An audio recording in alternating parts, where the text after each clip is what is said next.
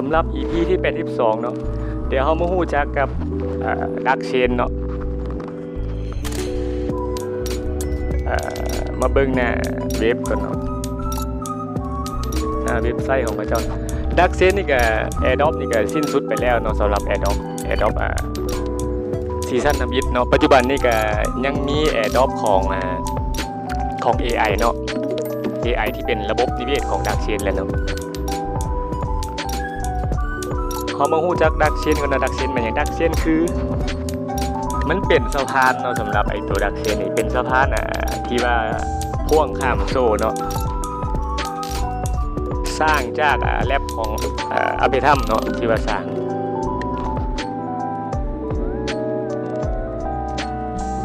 อเบทัมนี่ก็เป็นอีทีเรียมเลเยอร์2นะเนาะตัวนี้เนาะเดี๋ยวเขาจะบอกลงลึกเนาะสำหรับอภิธรรมก็คือตัวนี้อภิธรรมนี่จะเป็นอีทีเรียมเลเยอร์2เนาะมันเกิดมาเพื่อให้ความสะดวกตัวอีทีเรียมเนาะในการใช้จ่ายค่าธรรมเนียมแล้วมันก็จะถือลงสำหรับอภิธรรมที่มันเกิดมาแบบนั้นเนาะค่ายคลึงกับโพลีกอนประมาณนั้นเนาะ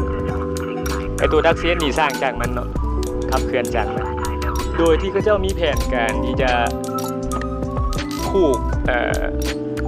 ปัจจุบันนี้ยังผูกอยู่กับทอนเนาะต่อไปก็จะผูกกับอีทีเรียมแล้วก็บีทคอยน์เนาะสำหรับไอตัวดักเซียนมันเป็นสะพานเดี๋ยวเรามาเบิ่งหน้าไวท์เปเปอร์เขาเจ้าเนาะเขามีการแก้ไขใหม่เนาะสำหรับเปเปอร์กันตัวนี้เองก็ได้เห็นคลิปลงไปแล้วนะคลิปหนึ่งเนาะแต่ต่างแต่ตัวนี้มันจะใหม่กว่าเนาะมันอัปเดตใหม่กว่า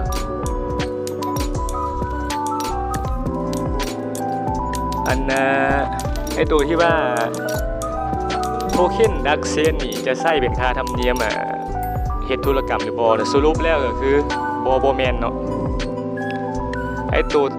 โทเค็นดักเซนนี่เป็นตัวต่อประสานเนาะโดยที่เขาเจ้ามีแผนว่าจะให้ตัวดักเซนนี่ไปผูกกับโซ่อื่นอย่างเช่นว่าโซโลนาหรือว่า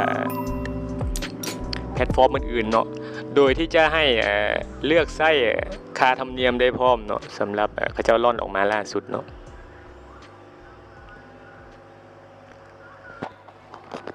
สำหรับโทเค็นเดี๋ยวเราเบิ่งโทเค็นกับซัพพลายมันก่อนเนาะบางคนที่ว่าอาจจะยังบ่ฮู้จักเนาะเดี๋ยวเรามาเริ่มปูพื้นใหม่เลยเนาะ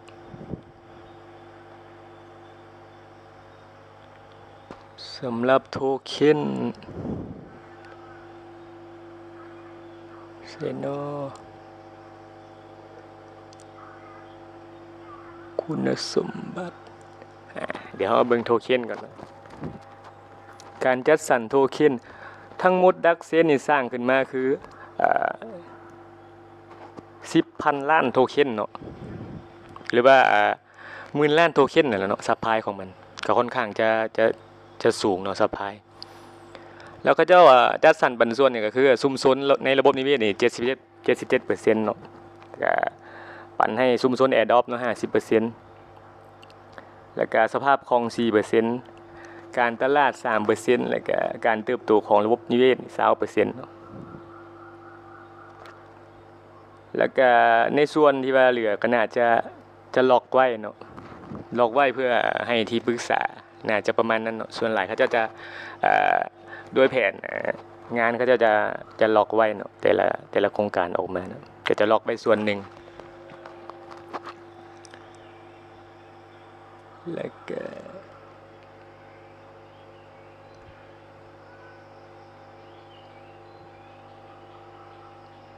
เดี๋ยวเขามาอธิบายตัวนี้เลยเนาะ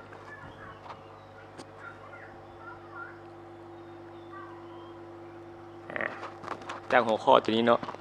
ตัวดักเซนนี่ก็สร้างจากอภิธรรมเนาะอภิธรรมออร์บิทเนาะโดยที่ลักๆนี่ก็คือเขาเจ้ามาเจาะซุมซนเทเลแกรมแล้วเนาะจะผูกติดกับทอนเลยเชนของมันเองปัจจุบันนี่ก็ค่าแก๊สจะเป็นทอนเนาะเวลาเขาใช้ในการส่งโทเค็นดักเซนหรือว่าเขาไปสเต็กไปอย่างก็ค่าธรรมเนียมมันจะเป็นทอนเนาะ มันจะผูกอยู่กับทอนอยู่ปัจจุบันนี้โดยที่แผนการเขาเจ้านี่ก็คือจะไปผูกกับอีทีเรียมเนาะแล้วก็บิตคอยเนาะโดยที่มันจะเน้นให้ใช้มินิแอปใน Telegram เนาะเดี๋ยวเดี๋ยวเรนจะเปิดให้เบิ่งเนาะ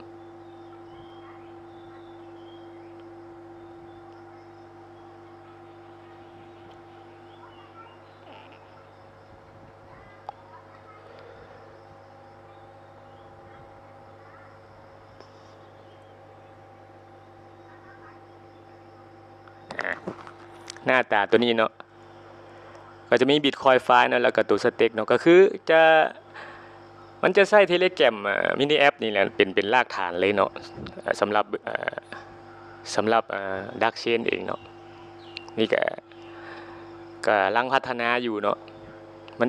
น่าจะมาBitcoinก่อนเนาะถ้าเป็นประมาณนี้น่าจะเข้าBitcoinก่อนเนาะแผนเขาเจ้าแบบนั้นเนาะ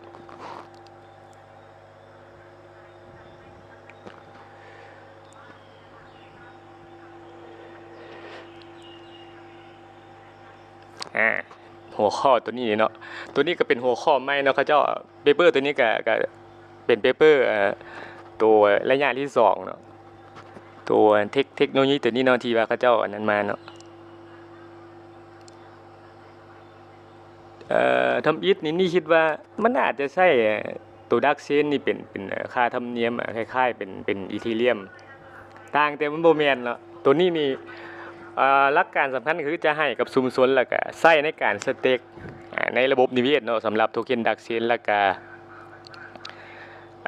ใช้ให้กับผู้ที่ว่ายืนยันธุรกรรมเนาะสำหรับตัวดักเชนนี่ก็บ่ได้เน้นไปที่ค่าธรรมเนียมเนาะสำหรับของมันตัวโทเค็นประจำตัวมันเองเนาะก็คือเขาสามารถเลือกได้ว่าเขาผูกโซ่ตัวใดเข้ามาเขาก็สามารถใช้โซ่ตัวนั้นจ่ายค่าธรรมเนียมในการเฮ็ดธุรกรรมระหว่างระบบนิเวศดักเชนได้เลยเนาะประมาณนั้นเนาะ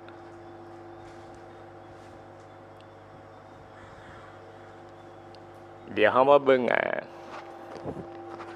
ระยะที่2เขาเจ้าเนาะเขาเจ้าก็ล่อนตัว AI ออกมาเนาะ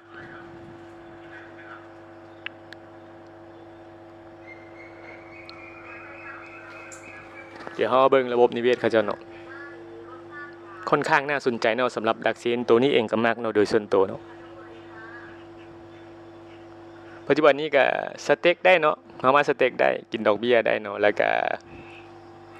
ตัวส่วนต่อประสา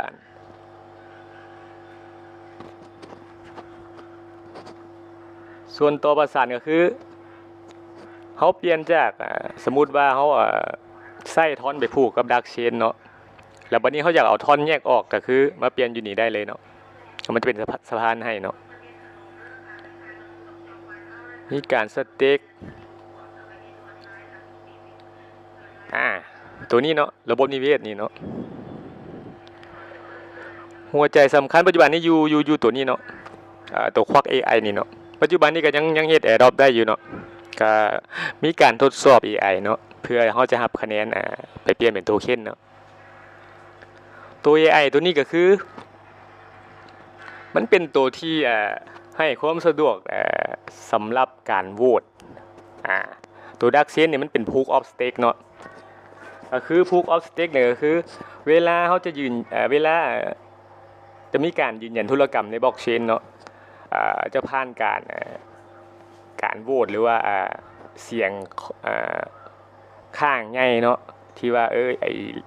ธุรกรรมตัวนี้นี่มันแม่นความจริงแท้เนาะก็คือจะใช้เป็นการยืนยันเนาะต่างจากตัวProof of Work ที่ว่าใช้คอมพิวเตอร์ประมวลผลเนาะตัวนี้จะตัว AI นี่มันเป็นตัวแทนเนาะสมมุติว่าชุมชนนั้นยกตัวอย่างเนาะถ้าเกิดว่าบ่อยากมายืนยันหรือว่าบ่อยากมาโหวตนะบ่อยากมาโหวตก็ใช้ไอ้นี่แทนได้เนาะให้มันไปโหวตให้หรือว่าให้มันเฮ็ดธุรกรรมให้เนาะอาจจะให้มันใช้เป็นตัวแทนของกลุ่มโหวตได้เนาะโดยที่ว่ามันจะเรียนรู้จากประสบการณ์ที่ผ่านมาของชุมชนนั้นๆเนาะของกลุ่มที่ว่าเข้าโหวตเนี่ยเนาะ มันจะเน้นเอาไปที่ทางข้อดีเนาะประมาณนั้นเนาะไอ้ตัวนี้เนี่ยมันจะเป็นตัวแทนให้ความสะดวก1มาข้อดีของมันก็คือมันไวเนาะมันไวกว่าคนมันไวกว่าคนเพราะมันมีข้อมูลไว้แล้วเนาะ AI มันก็จะไวกว่าเนาะโดยที่ว่ามันก็เรียนรู้พฤติกรรมของกลุ่มคนที่ว่าโหวตนั่นแหละเนาะกลุ่มคนที่ว่ายืนยันนั่นแหละเนาะสำหรับ AI ตัวนี้เนาะแล้วก็ตัวที่น่าสนใจนี่ก็มี2ตัวเนาะที่นี่เขาเห็นเนาะตัวนึงกับตัวนี้เนาะตัวนี้จะเป็นสำหรับผู้ที่สร้างเว็บไซต์เนาะสร้างเว็บไซต์แล้วเอามารันในนี่เนาะเป็นเว็บไซต์ซอสโค้ดเขาก็จะเป็นมันก็จะอยู่ในบล็อกเชนเลยเนาะก็อยู่แบบโนดแบบกระจายศูนย์เนาะตัวนี้จะเก็บจะเน้นไปทางสร้างเว็บไซต์เนาะโดยที่ว่าผ่านเว็บ3เนาะตัวนี้ก็เดี๋ยวเฮามาเบิ่งตัวนี้ก่อนเนาะโอกาสหน้าเดี๋ยวเฮาจะมาเจาะลึกตัวมินเน็ตเวิร์กเนาะตัวนี้ก็ค่อนข้างน่าสนใจเนาะด้วยความมักตัวนี้เองก็มักสร้างหน้าเว็บหน้าบล็อกเนาะก็เดี๋ยวโอกาสหน้าเดี๋ยวเฮามาเจาะลึกตัวนี้เนาะเดี๋ยวเฮาเบิ่งตัวควัก AI ก่อนเนาะปัจจุบันนี้เขาจะมาฮอดนี้เนาะ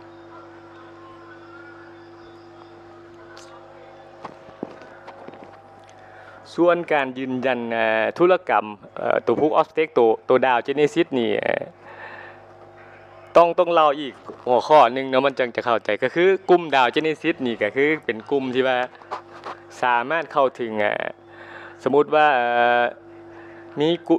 ผู้พัฒนาจะมาสร้างอีหยังในระบบนิเวศดักเชนเนาะก็คือจะใช้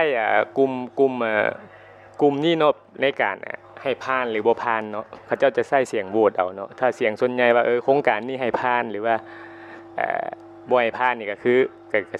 สุดอยู่หั่นเนาะถ้ากลุ่มโหวตให้ผ่านก็คือโครงการนั้นก็ได้เนาะแล้วก็สามารถเข้าถึงเงินทุนได้พร้อมเนาะสำหรับกลุ่มดาว Genesis นี่เนาะโดยที่ว่าตัว AI นี่ก็เป็นตัวแทนเนาะก็ค่อนข้างน่าสนใจตัวนี้เองก็เ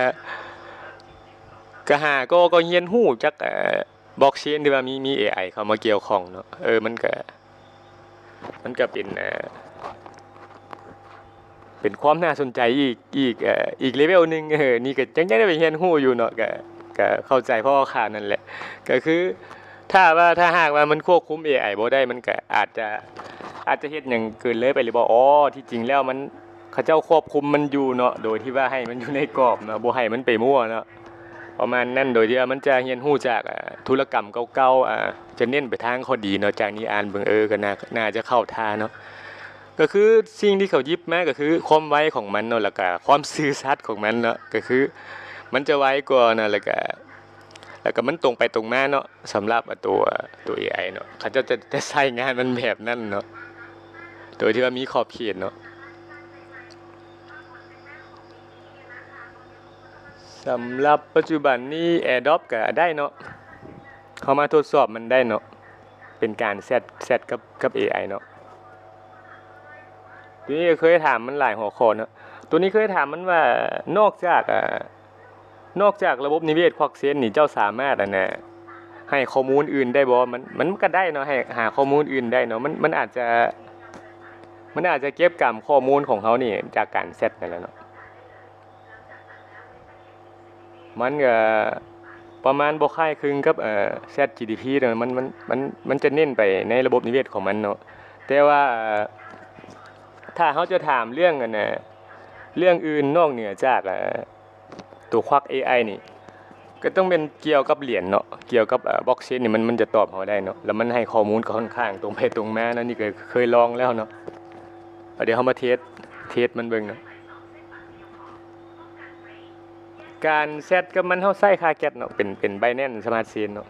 ค่าแก๊สใช้บ่หลายเนาะถ้าเฮาเซตมื้อนึงมันจะให้โควตาเฮาเซตอยู่5ข้อความเนาะข้อความละ20คะแนนเนาะมันจะให้เฮาตัวนี้ได้อยู่560เนาะในการรับ AirDrop จากควัก AI เนาะ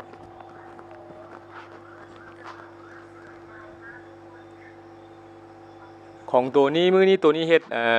มันชุดแล้วเนาะหาข้อความได้เบิ่งข้อความเก่าก็ได้เนาะ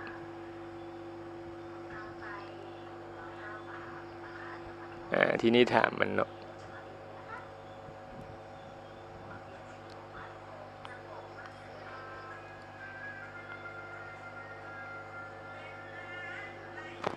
ตัวนี้เคยถามมันเนาะนอกเหนือจากจากอันนะจากระบบนิเวศของมันนี่ถามมันว่า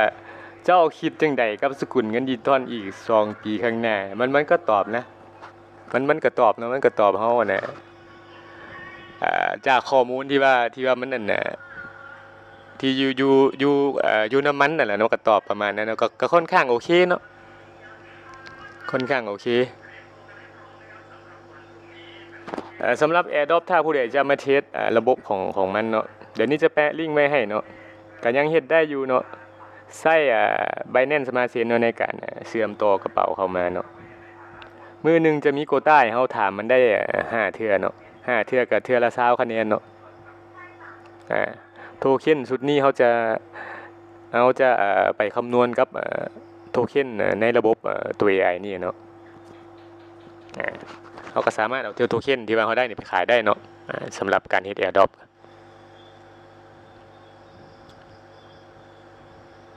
เอาไว้คลิปหน้าเนาะเขามาเจาะลึกตัวนี้เนาะตัวมีเน็ตเวิร์กอีกเนาะตัวนี้ค่อนข้างน่าสนใจเนาะส่วนตัวนี้เองก็มากเนาะก็เป็นเส้นข้ามสู้กันเนาะแล้วก็เป็นสำหรับสายสร้างเว็บสร้างอย่างนี้น่าจะโอเคเนาะสำหรับมีเน็ตเวิร์กนี่เนาะเพราะว่าเว็บไซต์นี่ก็คือจะมาอยู่ในบล็อกเชนเนาะก็เป็นบอนเก็บซอสโค้ดของเขานั่นแหละเนาะแบบกระจายศูนย์ประมาณนั้นเนาะแล้วก็ข้อดีก็คือมันถึกเนาะมันถึกกว่าที่ว่าถ้าเปรียบเทียบเฮาไปร้านอย่างเช่นเฮาไปฝากไว้กับค้ากับหยังเนาะค่าใช้จ่ายมันก็จะถึกกว่าในโลกบล็อกเชนถึกกว่ากันหลายเติบเนาะถ้าว่าความได้เปรียบเสียเปรียบกันในบล็อกเชนนี่ค่อนข้างจะถึกกว่าเนาะ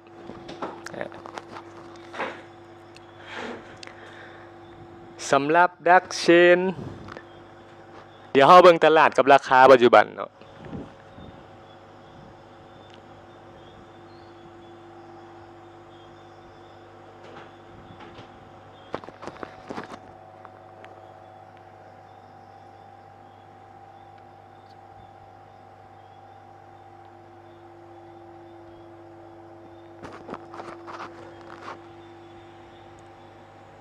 เดี๋ยวเฮามาเบิ่งราคาปัจจุบัน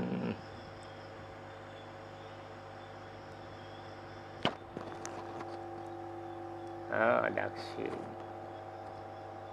ราคาอยู่ที่ 0.002872 เนาะเป็นโทเค็นที่ว่าคงที่เนาะคงที่สำหรับโทเค็นใหม่ๆที่เกิดจาก Telegram เนาะตัวนี้เองก็ช่องของนี้เองก็เน้นไปที่โปรเจกต์เหรียญที่ว่ามาล่อนใน Telegram เนาะเหรียญตัวนี้นี่เป็นเหรียญที่ว่าบ่ขึ้นบ่ลงยังอยู่สภาพเก่าเนาะค่อนข้างเสถียรเนาะน่าติดตามนั่นแหละเนาะเหรียญอื่นก็มีเนาะตกลงไปหลายเติบเหรียญหยังก็นี่ก็เห็นลงไปหลายเติบเนาะบางเหรียญก็ขึ้นเนาะแต่ว่าเหรียญนี่ค่อนข้างจะคงที่เนาะสำหรับดักเชนนี่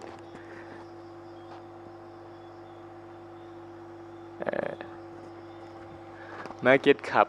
ทั้งหมด16.94 ล้านเนาะ US เนาะแล้วก็วอลลุ่ม24ชั่วโมง 5.16 ล้านเนาะก็ค่อนข้างจะวอลลุ่มสูงเนาะค่อนข้างจะสภาพคล่องสูงเนาะก็ซื้อขายได้สบายเลยต่อไปสำหรับดักเชนเนาะก็เป็นเหรียญนึงที่ว่าค่อนข้างโอเคเนาะแล้วก็เขาล่อนแผนงานออกมาก็ชัดเจนแล้วก็เขาไปตามแผนชัดเจนเนาะสำหรับดักเชนเนาะแล้วก็ตลาดเนาะปัจจุบันนี่ก็สำหรับดักเชนOKX กับGet.io เนาะนี่แนะนำ2แพลตฟอร์มนี่เนาะ Binance ยังบ่ทันเข้าเทื่อเนาะถ้าเป็น Get.io นี่ก็เป็นเชนที่ว่าเข้าแรกๆเนาะเข้าทมิดแล้วก็มานี่เลยเนาะมา OKX แล้วก็มา Get.io เนาะสำหรับดักเชนก็มา ถ้าผู้ใดจะทดลองเอามาใช้หรือว่าจะถือคล้องก็ดีเนาะก็แนะนำเป็นGet.io หรือว่า OKX เนาะสำหรับดักเซนก็เป็นเหรียญนึงที่ว่าน่าติดตามเนาะนึงแม้เขาเจ้าก็เป็นโทเค็นมาอยู่ถ้าว่าเขาเจ้าล่อนได้ไปตามแผนแบบนั้นก็น่าจะสนใจน่าจะไปได้ไกลเนาะโดยส่วนตัวนี้เองก็มากเนาะเพราะว่านี่จะเน้นไปทางเหรียญที่ว่าเป็นบล็อกเชนเสียหลายกว่าเนาะเพราะว่าเหรียญพวกนี้นี่มันเอาไปใช้งานได้นะแล้วมันก็มีสิทธิ์มันมีสิทธิ์อยู่ได้ดนเนาะถ้าเป็นเหรียญที่ว่าเป็นระบบเหรียญที่ว่าใช้กับเชนหรือว่าเป็นเหรียญที่บล็อกเชนนี่มันจะบ่ตายง่ายว่าซั่นต่อไปมันค่อนข้างน่าเก็บเนาะประมาณนั้นเนาะทั้งนี้ทั้งนั้นก็เขาก็บ่ได้แนะนำว่าให้มาลงทุนมีหยังเนาะก็ขึ้นกับเขาเรียนรู้กับมันนั่นแหละเนาะถ้าเรียนรู้กับมันเฮารู้มันก็ลดความเสี่ยงเฮาไปได้หลายเติบเนาะสำหรับเงินดิจิตอลก็ดีเนาะหรือว่าสินทรัพย์อื่นๆก็ดีเนาะถ้าเฮารู้จักมันเฮาก็ลดความเสี่ยงเฮาได้หลายเนาะปัจจุบันนี้ก็ราคาซ้ำใน Market Cap เนาะ 0.02 879เนาะสำหรับดักเชนแล้วก็มีอยู่ OKX เนาะ OKX เดี๋ยวไปเบิ่งอยู่ OKX ก่อนเนาะน่าจะราคาประมาณกันแหละเนาะ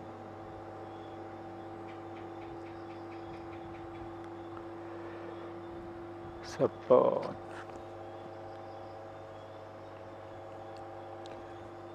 สำหรับตัวนี้เองก็ใช้อยู่หลายแพลตฟอร์มเนาะเนื่องจากตัวนี้เฮ็ด Airdrop เนาะก็มีเกือบทุกแพลตฟอร์มเลยเนาะแพลตฟอร์มใหญ่ๆเนาะเพราะว่าเนื่องจากว่าเหรียญบางเหรียญมันก็จะบ่ได้ไปจุกอยู่แพลตฟอร์มเดียวเนาะก็ขึ้นกับคงกลุ่มคอมมูนิตี้ที่เฮาเฮ็ดเนาะถ้าเหรียญของเขาเจ้าไปร่อนอยู่ Exchange ได้เฮาอยากเพื่อที่ว่าจะไปเอา Airdrop เฮาก็ต้องได้ไปสมัครไว้เนาะแล้วก็เป็นบอนที่ว่านี่เอาไปแลกเปลี่ยนเลยเนาะเดี๋ยวเฮาเบิ่งดักเชนเนาะ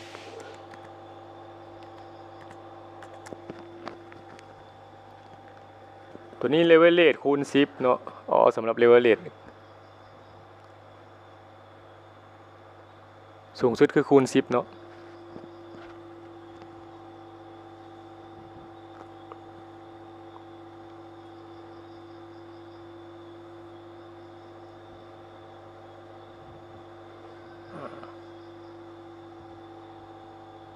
เสร็จแล้ว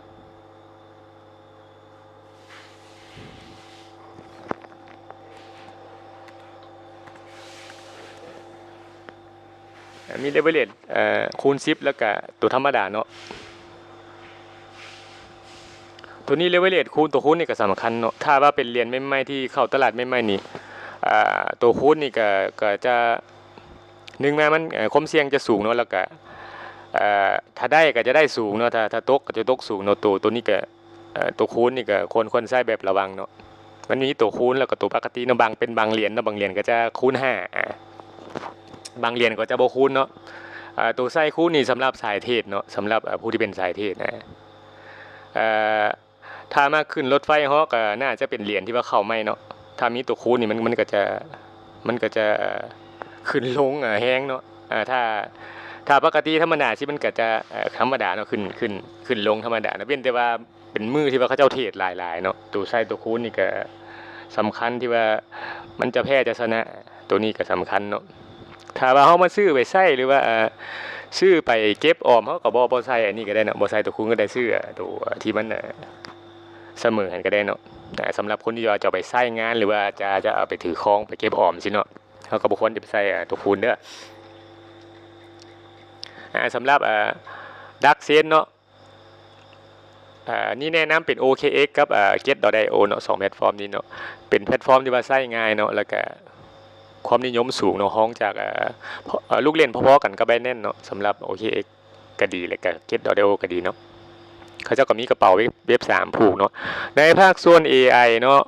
ถ้าผู้ใดจะเข้ามาหา Airdrop ก็ได้เนาะฟรีเนาะขอย้ำว่าฟรีเนาะต่างแต่เขาจะได้เสียค่าแก๊สเนาะค่าแก๊สก็คือเป็นBinance Smart Chain เนาะ จะใช้เป็นเมตามาร์กหรือว่าเป็นกระเป๋าในมือถือก็ได้เนาะเป็นตัวนี้เนาะค่าแก๊สใช้บ่หลายเนาะสำหรับค่าแก๊สเนาะ0.01 นี่ก็ใช้ใ